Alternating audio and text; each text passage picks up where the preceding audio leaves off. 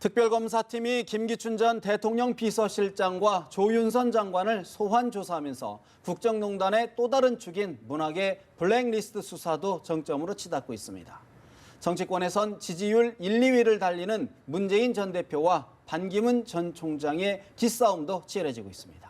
이영작 서경대 석좌 교수, 장기표 신문명 정책연구원장 두 분 모셨습니다. 어서 오십시오. 네, 안녕하세요. 어제 이재용 삼성전자 부회장에 대해 구속영장을 청구한 특검, 오늘은 문화예술계 이른바 블랙리스트 수사와 관련해 김기춘 전 대통령 비서실장과 조윤선 장관을 소환했습니다. 국민의당, 야당의 비판의 수위가 높습니다. 주승용 원내대표 이야기 먼저 들어보십니다. 최순실 국정농단의 중심에 김기춘이 있었다는 의혹은 이제 사실로 드러나고 있습니다. 특검은 김기춘, 조윤선을 반드시 구속 수사하여 혐의를 입증해야 할 것입니다. 특검팀이 접수한 제보에 의하면 당시 위안부 문제 협의는 외교부가 아닌 이병기 전 비서실장과 일본 아베 총리의 외교안보 참모가 주도한 것으로 알려졌습니다. 민족의 자존심을 10억 원에 팔아넘긴 위안부 협의 배경과 이면 합의 의혹에 대해서 철저히 밝혀야 할 것입니다.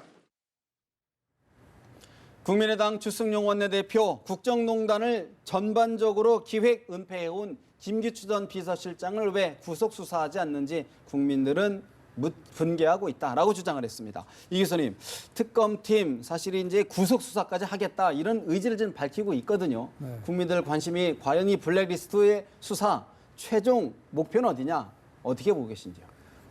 그분들이 생각하는 최종 목표는 사실 찾기가 어려울 거예요. 왜 그런가 하면요, 이게 사실 최종 배후를 말하기보단 블랙리스트는 모든 정권의 일종의 관행이 아니었을까 이렇게 생각을 합니다. 관행이다. 네.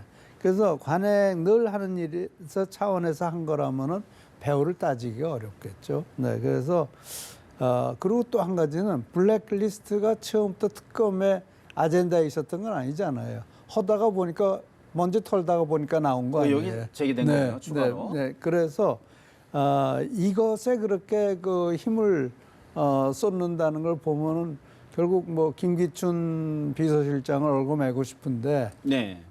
뭐 다른 건 나온 게 없으니까 지금 이 블랙리스트 가지고 얽어매겠다는 건데, 이게 이런 조사라는 것이, 이런 수사라는 것이 먼지 털다 나온 것으로 과연 정말 어느 정도의 처벌까지 할 수 있는 것인지, 저는 그것은 법적으로 좀 문제가 있을 수 있지 따져볼 않나. 부분이 있다. 네, 따져볼 부분이 있다 이런 생각이 듭니다. 이게 경종은 울리는 거지만요. 예. 사실 지금까지 모든 정권에서 해왔을 거예요.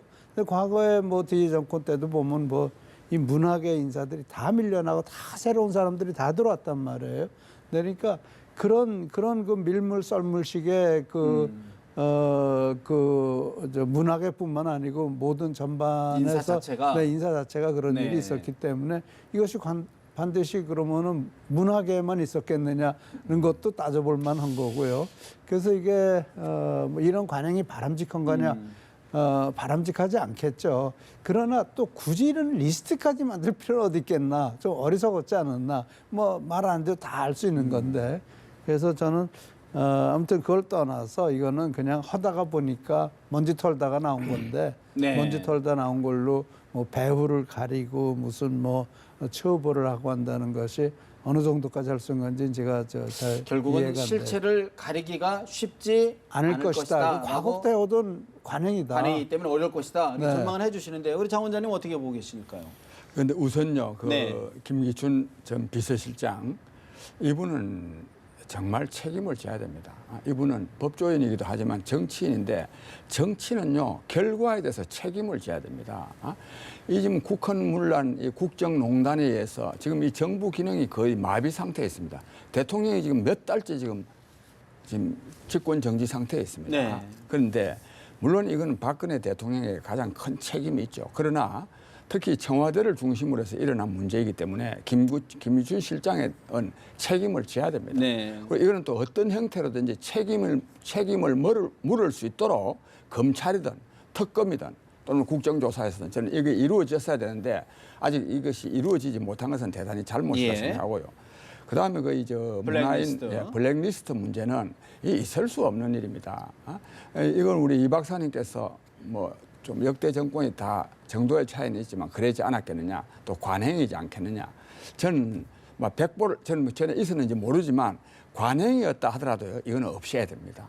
그리고 언젠가는 이거를 엄중하게 처벌해야 됩니다. 왜냐하면 이거는요, 이 자유민주주의 체제를 근본적으로 부정하는 것이고, 또 그리고 이런 인사가 어디 있습니까? 딱 그 미리 정해놔 놓고 너는 안 된다. 이렇게 되면 이 얼마나 이 사회를 불신에 빠뜨리고 또 네. 갈등을 조장하겠습니까? 저는 이런 점에서 설사 관행이었다 하더라도 네. 이번에 엄벌함으로써 이걸 처리해야 되는데, 이거에 대해서 공식적으로 누가 책임져야 되느냐? 문화체육부 장관이, 문화관광 체육부 하도 명칭이 자주 네, 바뀌었어요. 문화체육관광부. 예, 그다음 특히 조윤선 장관이요, 이 존재를 인정을 했거든요. 인정을 했으면 이제는 정부 안에서 자기들끼리 누가 했는지를 알아내 가지고 책임을 져야 됩니다. 근데요, 이걸 서로 모르겠다고 네. 말하면 이건 정말 이 정부가 이 보통 문제가 아니죠. 근데 이제 실체는 인정을 했는데 그것이 과연 실행이 됐는지는 모르겠다. 네. 또 김기춘 전 실장 같은 경우는 전혀 존재 자체를 모른다라고 네. 지금 침묵, 일관하고 있지 않습니까? 과연 이번 특검 수사에서는 뭔가 새로운 어떤 단서들이 나올 수 있을까요? 저는 뭐 김기춘 실장이 모를 리는 네. 없다고 보지만 네. 뭐 또 모를 수도 있죠. 그러나 하여튼 저 조윤선 장관이 그걸 실체를 인정했지 않습니까? 그걸 썼느냐 안 썼느냐보다 그 작성한 것 자체가 문제입니다. 또 사용도 했고, 그래서 저는 이에 대해서 이 정부가요 책임을 져야 되는 거예요. 책임을 안 지면 거기에 대한 법적 판단은 그 다음 문제고. 어떻게 보십니까? 근데요, 근본적으로 정당 정치하는 거 아닙니까? 그러면 정당 정치에서 사실 이제 이 정권은 새누리당 정권인데, 그러면 민주당 사람들은 기회가 없어지고 새누리당 사람에게만 기회가 생기는 거 아니에요? 어떤 그렇죠? 의미에서요? 아니, 그러니까 예를 들어서 뭐 장관이라든지 뭐 그 외에 얼마나 많은 자리가 있어요. 예. 거기에 민주당 사람들 데려다 쓰겠어요? 민주당 사람 거의 안 데려다 쓴다고요. 다 새누리당 사람들 데려다 쓴다고요. 예. 그러면은 이 정권이 보수 정권이에요. 보수 정권이라면은 그러면은 예를 들어서 이 문화 활동에서도 보수가 주축이 돼야 되는 거지, 좌파가 주축이 되면 안 된다라는 시각을 가질 수 있는 근데 거예요. 이제 그 블랙리스트의 근거가 뭐냐? 도대체 뭐가 좌고 뭐가 우냐? 뭐 이게 좀 명확하지 않다는 거 아닙니까? 글쎄, 그거는 뭐 어떻게 분류를 누가 했는지. 어떻게 분류했는지 모르겠지만, 그러나 대충은 그 사람의 글의 성향이라든지 또는 활동 영역이라든지 그동안의 활동 범위라든지 이런 걸 보면 좌인지 우인지는 알 수 있는 거예요. 근데 정치권에서는 정치인이 이 사람은 예를 들어서 뭐 이러이러한 자리에 갈 수 있고, 그런 리스트가 암묵적으로 암시적으로 다 만들어져 있는데, 그것은 처벌의 대상이 아니고, 이런 사람들은 쓰면 안 된다라고 리스트를 만드는 건 처벌의 대상이 된다. 그럼 예를 들어서 민주당 사람들은 안 쓰는 것이 암묵적이란 말이에요. 말하자면요. 네. 그러면 그거는 그런 암묵적인 것에 대해서는 처벌하지 않나요? 물론 이게 잘 됐다는 건 네네네. 잘했다는 건 아니지만 과거의 관행이고, 그 관행이 내려온 거고, 그 관행을 해가지고 사실 이게 지금 가장 중요한 건 대통령 탄핵 여부인데, 네. 이게 탄핵과 관련 없는 이슈를 가지고 또 이 특검이 나라를 시끄럽게 하는 것 것 아니냐? 자체가, 네, 그래서 이거는 일종의 경종을 울리고 이런 짓이 있으면 안 된다라는 거 정도 그 하지. 선에서 그쳐야 된다? 이걸 네. 가지고 무슨 뭐 정말 장관을 구속하겠다, 뭐 김기춘을 구속하겠다, 이 사람들 지금 목적은 구속시켜서 망신 주는 게 목적인 것 같아요. 제가 봤을 때는. 그래서 저는 참 이게 정말 먼지 털기식. 네. 무슨 특검이 무소불위 권력으로 그냥 정권 먼지 털기 하고 있는 거 아닌가, 이런 생각이 들어요.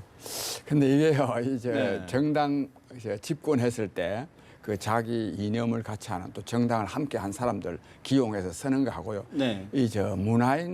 문학의 리스트. 리스트하고는 전혀 다릅니다, 이게. 근본적으로 문학에는 정치색이 얕고, 네.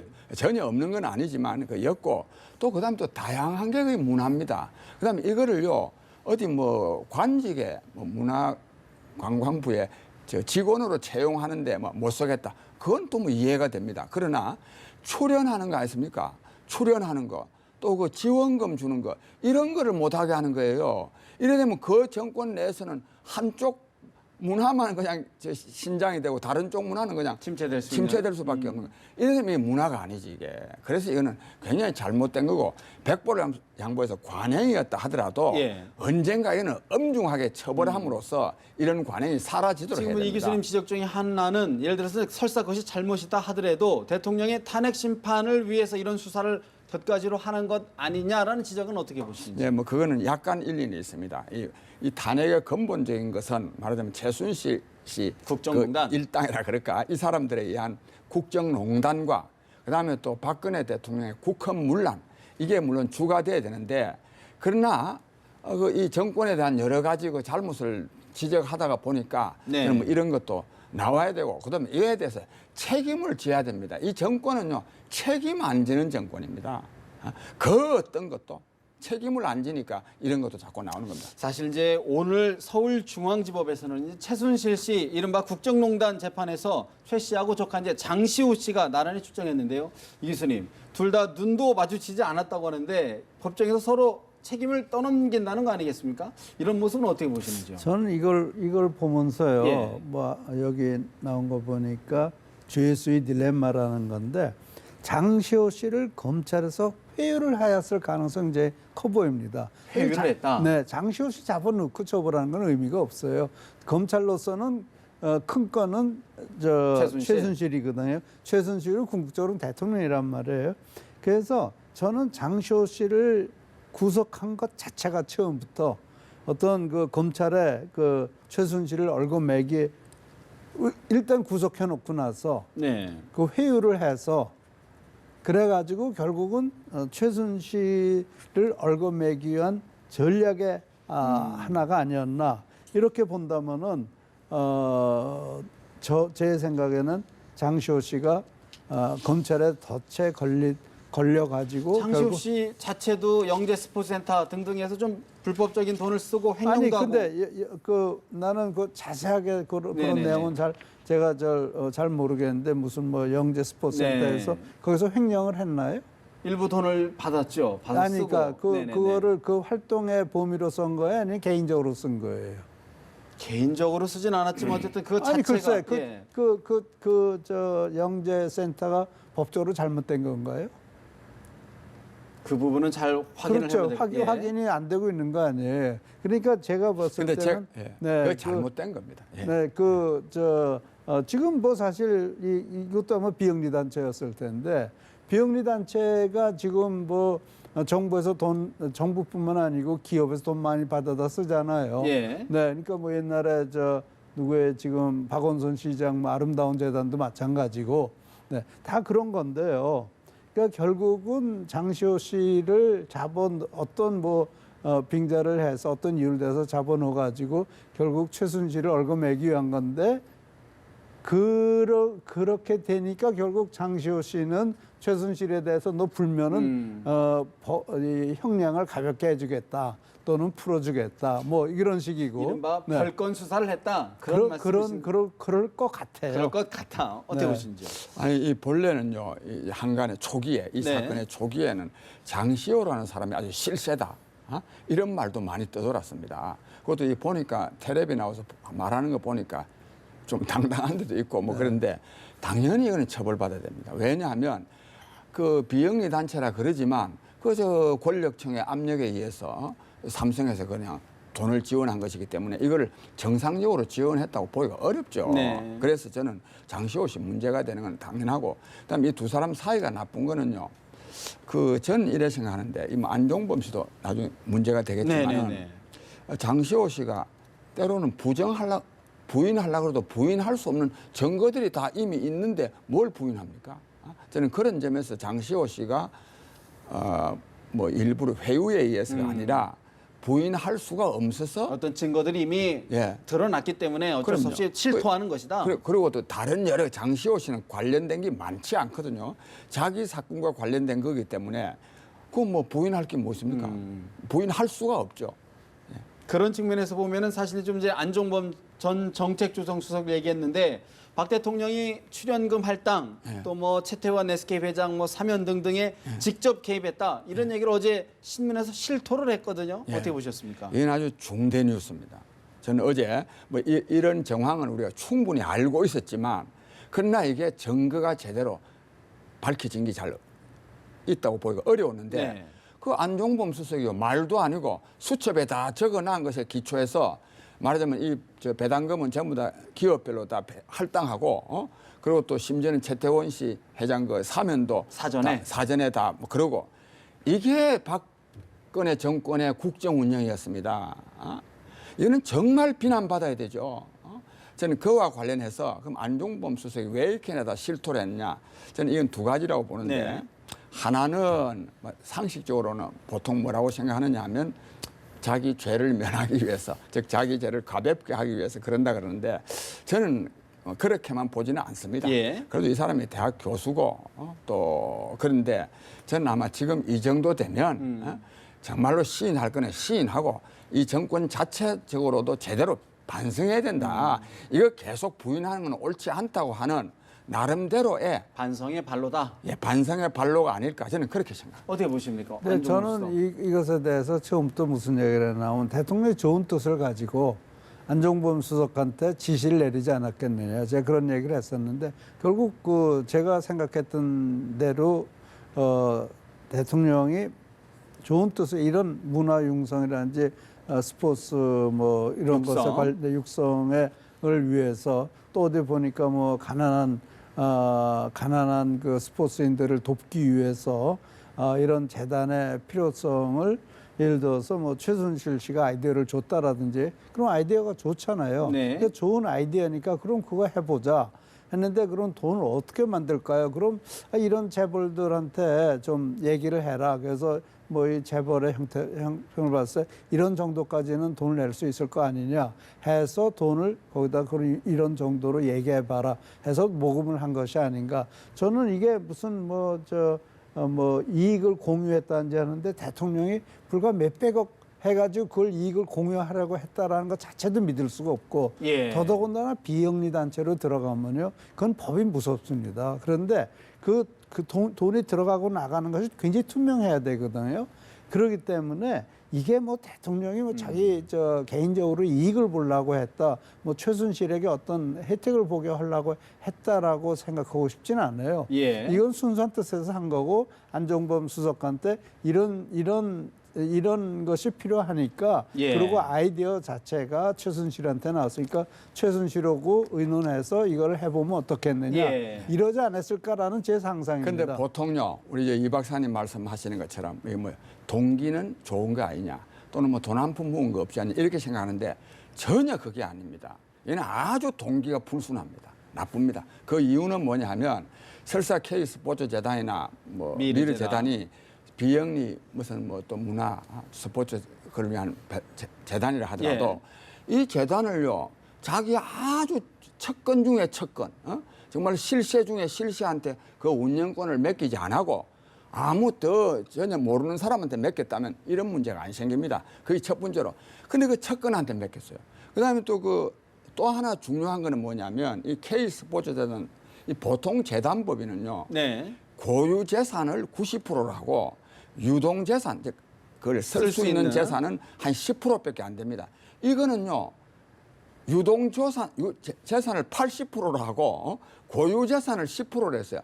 이는 얼마든지 시간만 가면 얼마든지 빼먹을 수 있도록 빼먹는다는 게 서류상으로는 빼먹는 것처럼 안 하죠. 다 자기 아는 사람 지시키고 자기 아는 데서 물품 구입하고 이래가지고 다 빼먹을 수 있도록 해놨어요. 즉 시간이 아직 덜 지나서 못 빼먹은 것이지 아주 제도 자체가 이 기구의 성격이 빼먹을 수 있도록 되어 있습니다. 네. 그다음에 또 영재 육성하는 것도 영재 육성을요 진짜 어디 합천이나 이런 데 모르는 사람 영재 육성한다고 했으면 무슨 이게 문제가 되겠습니까? 최순실이 딸 최순실이 딸 정유라 잘 되게 하는 게 그게 돈 주는 게 그게 말이 안 됩니다. 그 부분이 이제 결국은 이제 내일 이재용 삼성전자 부회장에 대한 뇌물죄 성립 여부의 법원의 판단에도 결정적인 역할을 할 거니까요. 한번 좀 지켜보셔야 될 것 같고 정치권 이야기를 좀 해봐야 될 것 같습니다. 지지율 선두를 달리고 있는 문재인 전 대표 또 자신의 대담집에서 차기 정권의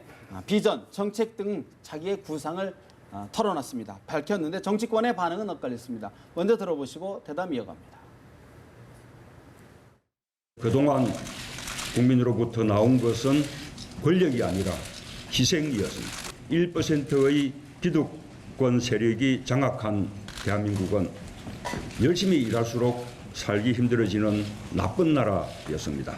반칙과 특권의 나라에서 공정하고 평등하고 정의로운 나라로 가자는 간절한 외침이 청와대를 흔들고 있습니다. 정치가 국민의 손을 놓치지 않는다면 시민혁명을 완수해낼 수 있다고 확신합니다.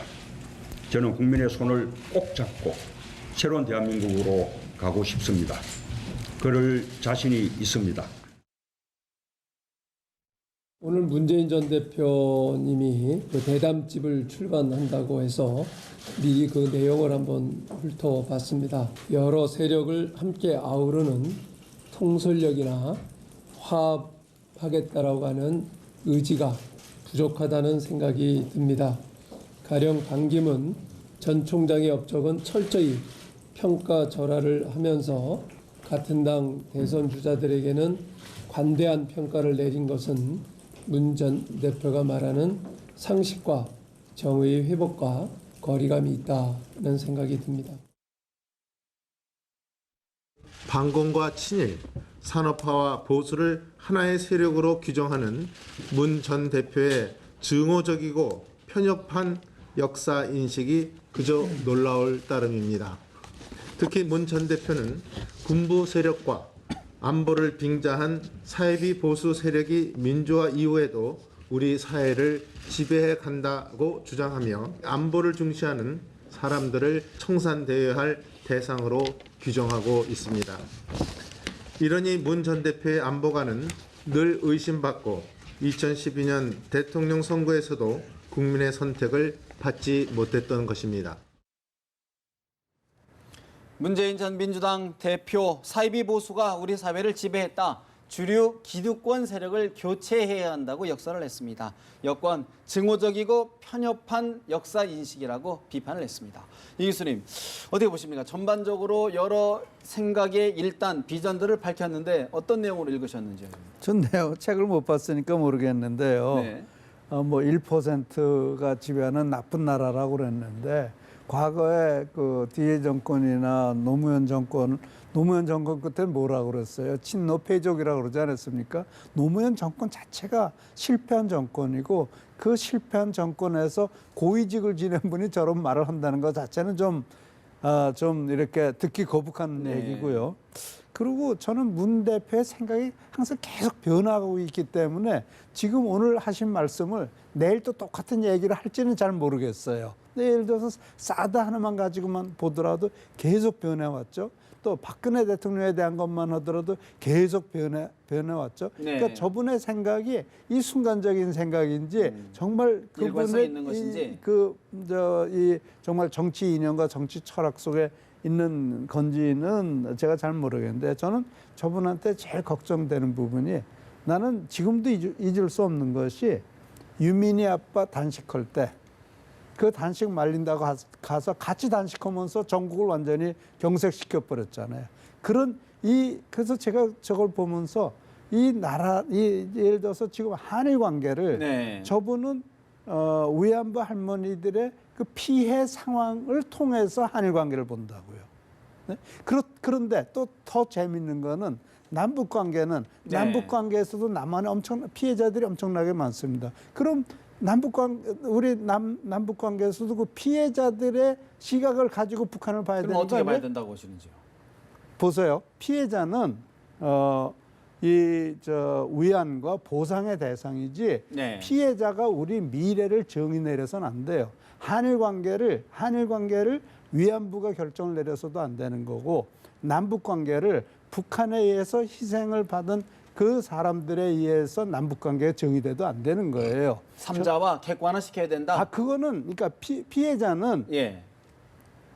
이 위로와 또 보상의 치유, 대상이 네. 치유와 보상의 대상이지 그 사람들 시각으로 예를 들어서 한일 관계를 본다라든지 남북 관계를 본다라든지 하는 건 안 된다는 오히려 말씀이에요. 경색될 수 있다 그런 말씀이시군요. 아니 그러면은 이 남북 관계도 발전할 수 없는 거고 한일 관계도 발전할 수 없는 거예요. 그러니까 피해자에 의해서 정책이 만들어지는 건 안 되는 건데 저분은 남북 관계에 대해서는 피해자를 완전히 빼버렸고 한일 관계에서는 피해자를 집어넣고 그러니까 굉장히 일관성이 없는 거예요. 네, 그래서 저는 그 유민희 아빠 단식했을 세월호. 때, 네, 그때 같이 단식하면서 전국을 경색시킨 분이 과연 정치적으로 또 정치 철학이 무엇인지 전 그리고 아직도 감을 잡을 위안부를 수가 없다. 통해서 네.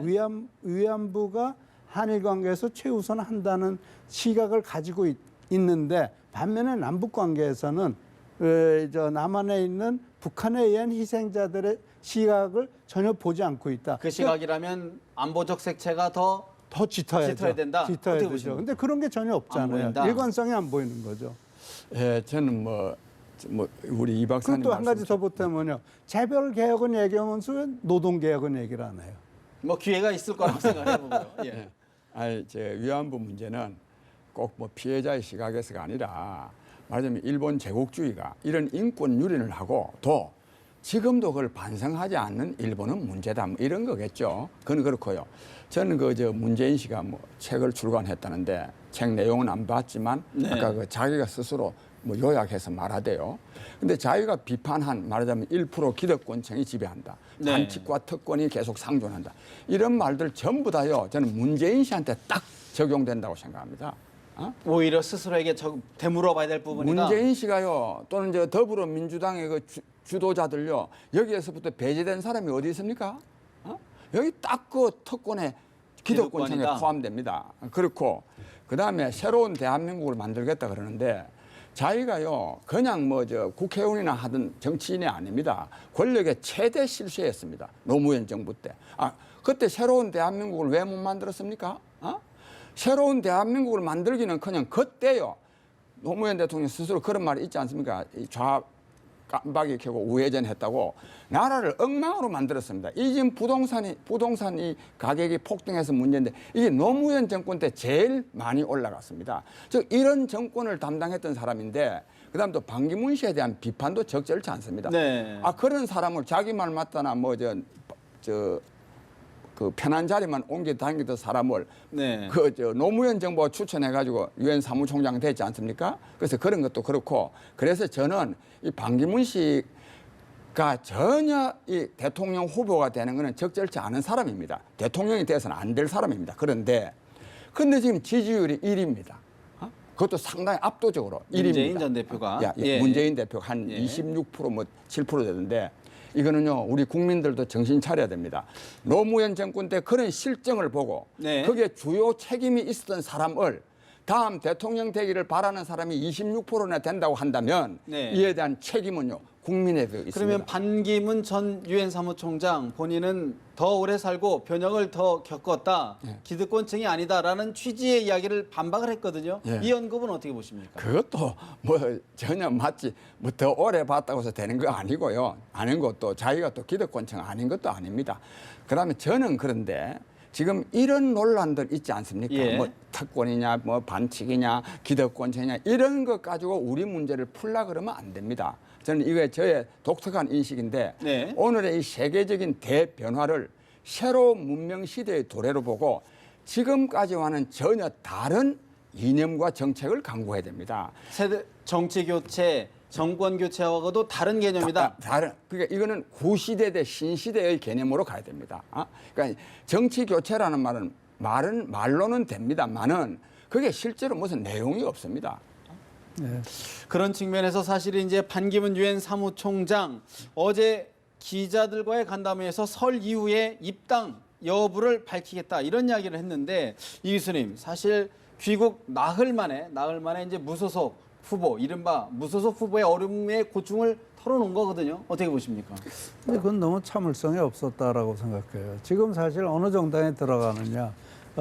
저는 반기문 총장한테 국민들이 기대하는 거는 어느 특정 정파의 대표하는 것이 아니고 모든 국민을 대표해 주길 바라고 있는데 예를 들어서 국민의당을 들어간다, 뭐 바른정당. 바른정당을 들어간다, 뭐 민주당이나 새누리당은 아니다.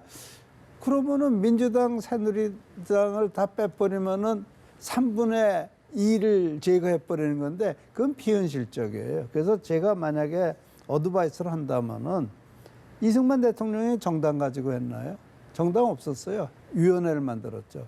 그러고 나서 이제 그 위원회가 정당으로 발전을 한 건데요.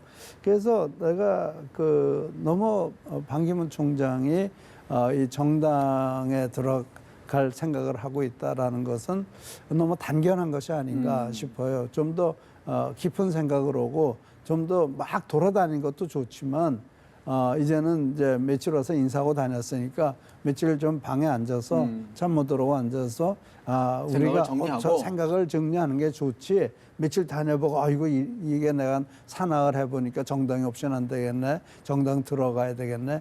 그런 거는 좀 단견한 생각이다. 이런 생각을 하고 저런 말씀하시는 거는 상당히 많은 국민들한테 실망을 주는 것 아닌가 싶습니다. 어떻게 보십니까? 예, 저도 뉴스 봤는데 기존 정당 어딘가 뭐 들어가야 됐다고 언급하셨던데요. 기존 정당들이요, 다 이 우리 정치를 이렇게나 망친 장본인들입니다. 그게 본 고장들입니다. 그 정당에 들어가가지고 무슨 정치를 교체합니까? 저는 그래서 그런 점에서 실망스럽게 거지가 없고요. 제가 조금 전에 하나 보충을 해야 되겠는데, 이 정권 교체나 정치 교체 또는 뭐 기득권이냐 반기득권이냐 이것만 가지고 되지 않는데 무슨 말씀인가 하면 지금 우리 정치에서요, 우리는 지금 우리나라 국민소득이 28,000달러입니다. 근데 전부 다 근데 성장을 주장합니다. 문재인 씨는 국민 성장, 뭐 또 공정 성장, 또 동반 성장, 포용 성장. 이 성장을 통해서요, 문제가 해결되지 않는다는 것을 알아야 됩니다. 예. 그런 점에서 저는 근본적으로 저 사람들하고 다릅니다. 우리가 만약에 국민소득이 28,000달러일 때 국민 모두가 행복할 수 없으면 국민소득이 4만 달러, 5만 달러, 10만 달러가 돼도 행복할 수가 없습니다. 예. 더 불행해지게 돼 있습니다. 그래서 국가 운영 시스템을 근본적으로 바꾸는 정치를 해야 됩니다. 그래서 그런데도 불구하고 지금 대통령 후보로 나온 사람들은 전부 다 지금 성장에 목매달고 있는데 얼마나 시대착오적인가 하는 것을 알 수 있습니다. 그런 부분들을 이제 본인들이 직접 시스템도 바꾸고 개헌도 하고 뭐 대청소를 해서 좀 바꾸겠다고 하니까 좀 지켜봐야 될 것 같고요. 또 하나 오늘 좀 반기문 전 총장 영호남을 오가면서 지금 광복 행보를 하고 있는데 오늘은 경남 봉하마을을 방문을 했습니다. 권양숙 여사도 예방을 했는데 반기문 전 총장의 이야기 먼저 들어보시겠습니다. 경건하고 애통한 마음으로 고 노무현 대통령님 영전에 귀국 인사를 올렸습니다. 저의 유엔 사무총장 당선을 위해서 생전에 많은 노력을 해주신 데 대해서도 마음 깊이 감사를 드렸습니다. 노무현 대통령께서 정치 교체를 해야 된다 이렇게 말씀을 하셨던 것도 우리 가슴에 아직도 깊이 남아 있습니다. 우리나라 정치가 민주주의의 원칙과 여러 가지 규범에 맞는 방향으로 발전이 될 수 있도록 많이 지도해 주시길 바랍니다. 반기문 전 유엔 사무총장, 노무현 전 대통령 정치 교체를 이야기한 것이 아직도 가슴에 깊이 남아 있다며 정치 교체를 다시 한번 역설을 했습니다. 이 교수님, 사실 이제 이른바 이제 진보와 보수를 아우르는 통합 행보로 이제 봉하마을을 찾은 건데 이런 행보는 어떻게 평가하십니까?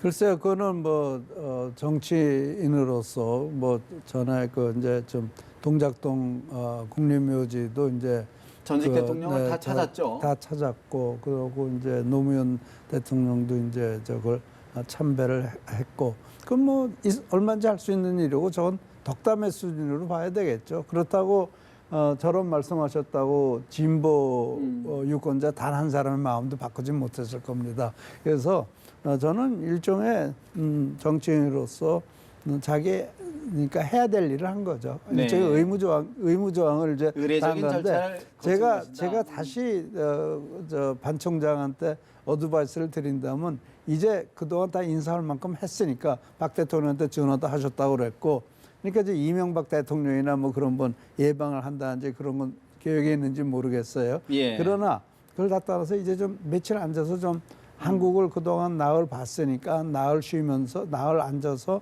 참모들 오고 앞으로 어떤 방식으로 해나갈 것인가 그것을 좀 심각하게 고민해 봐야 되지 않나 이런 생각을 이제 생각. 좀 가다듬는 가다듬고 그렇죠. 저는 이 뭐 무슨 뭐 여기 보니까 뭐 여러 가지 말씀을 하셨는데 뭐 저는 그 지금 그런 얘기를 하기보다 생각을 정리하고 그리고 좀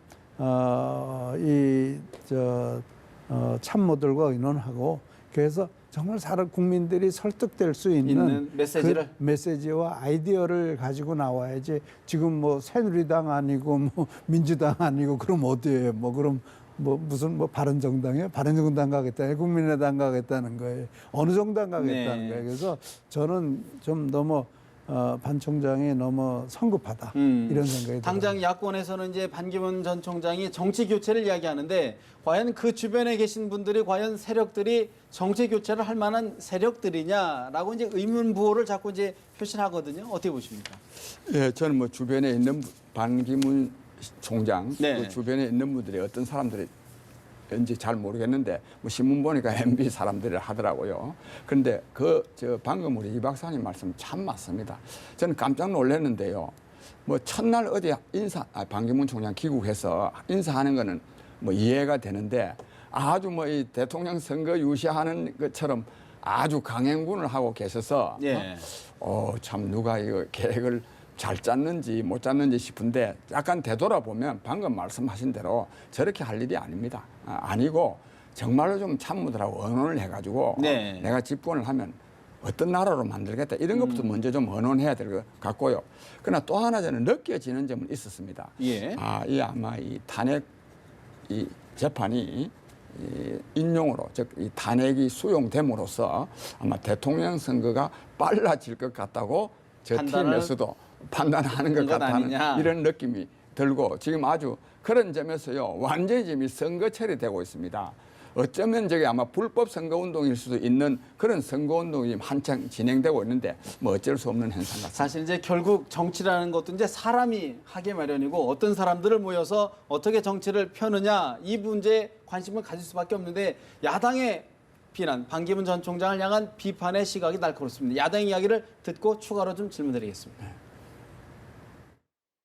반기문 총장이 새로운 정치를 시작하려면은 좀 참신한 사람들하고 하는 게 좋은데 실패한 정권 사람들하고 같이 다니는 것에 대해서 상당히 실망스럽고요. 최근 반기문 총장의 일련의 발언을 볼 때 역시 우리 국민의당이나 또는 새로운 신당의 창당보다는 박근혜 정권의 뒤를 이어가려고 하는 것 아닌가 그런 의구심을 갖고 반기문 측에서 얘기하던 내용과는 달리 상당히 우리와 멀어진 정체성으로 가는구나 이렇게 생각을 했습니다. 반기문 총장께서 정치 교체를 이야기하셔서 저는 우하하 이렇게 웃습니다. 박근혜 사람들을 이명박 사람들로 바꾸는 것이 정치 교체란 말입니까? 그것은 정치 교대지 정치 교체가 아닙니다. 우리가 박근혜 대통령을 탄핵한 것은 박근혜의 사람을 이명박의 사람으로 바꾸려고 한 것이 아니라는 점을 반기문 총장께서 정말 잘 아셔야 됩니다. 정치를 교체한다는 게 말로는 쉽지만 행동으로 보이지 않으면 국민들이 실망한다는 것 다시 한번 강조하고자 합니다. 국민의당 박지원 신임 대표 실패한 정권 사람들과 같이 다니는 모습에 상당히 실망스럽다 우려감을 표시했습니다.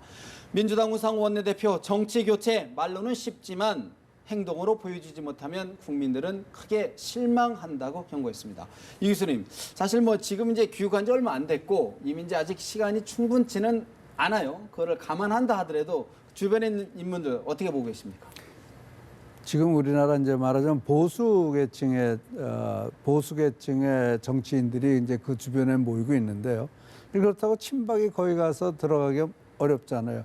그렇다면 지금 보수 정치인들을 보면은 그 과거에 친이계하고 친박 이렇게밖에 없어요. 그러다가 보니까 그렇게 되는 건데요. 그러면은 지금 그렇게 얘기하는 그 민주당은 친노 소위 패족이라 부르던 친노대 말하자면 뭐 실패했다고 그러지만 MB의 세력의 대결 구도로 가는 거 아니냐. 거기서 정말 그 MB 실패했다고 그러는데 사실 MB 보고 실패했다고 그러는지 그 공식 명칭인지 모르겠어요. 그러나 친노 패족이라는 건 자기네 스스로 한 말이에요.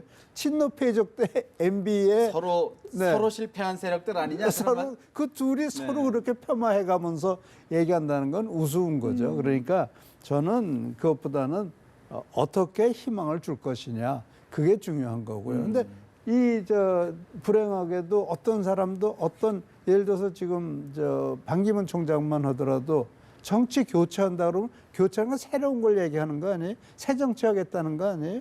그럼 그 새 정치의 컨텐츠가 그런 있어야죠. 의미에서 예를 들어 지금 새누리당이 사실 인적 쇄신 작업을 하지 않습니까? 결국은 이제 보수의 인적 자원이라는 게 이제 한계가 있다 이런 말씀인데 새누리당이 혁신하면 새로운 어떤 기폭제 매개가 될까요? 어떻게 보십니까?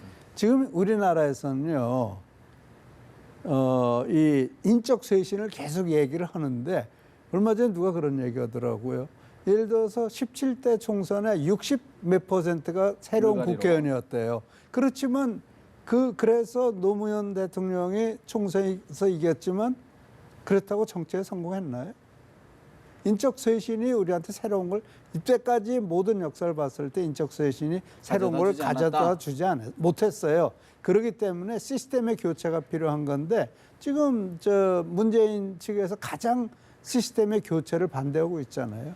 개헌을 말씀하시는 것 그렇죠. 같은데. 예. 그런데 우선 저 언급한 사람들 말을 잠깐 총평하면 박지원 대표는 뭐 참신한 인물하고 같이 왜 안 하느냐 그러는데 저는 뭐 박지원 대표도 참신한 인물하고는 거리가 멀다고 생각합니다.